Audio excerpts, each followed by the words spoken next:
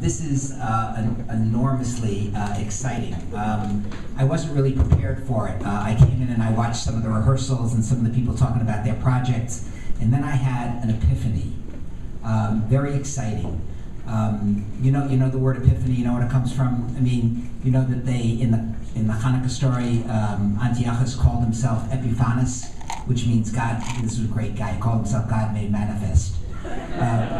But he had a little trouble with humility.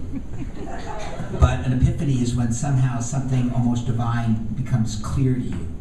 So this is what I was able to understand from what's happening here.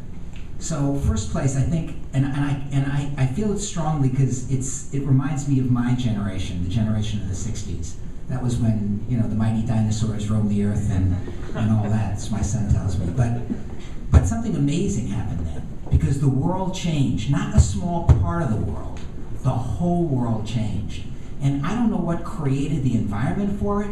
I mean, maybe it was the civil rights movement or the anti-war movement, or maybe it was the transformation of rock and roll, or maybe it was the Black Power movement. Something amazing happened, and all of a sudden, Jews could be Jews, and gays could be gays, and blacks could be blacks, and you could be who you wanted to be, and you could change the world, and you could feel it.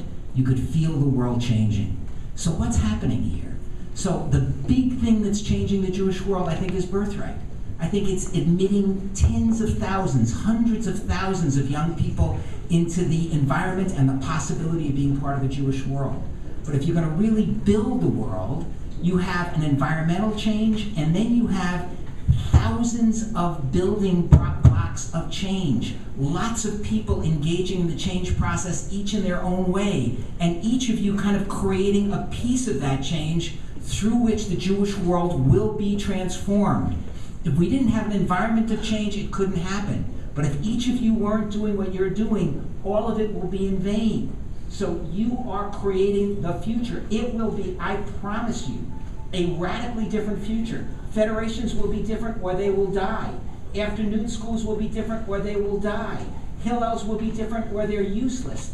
Everything is in the process of massive change, and you are at the leading edge of it. And this is so exciting. It's a privilege for me to be present at the beginning of a new Jewish world that all of you will create. So thank you very much.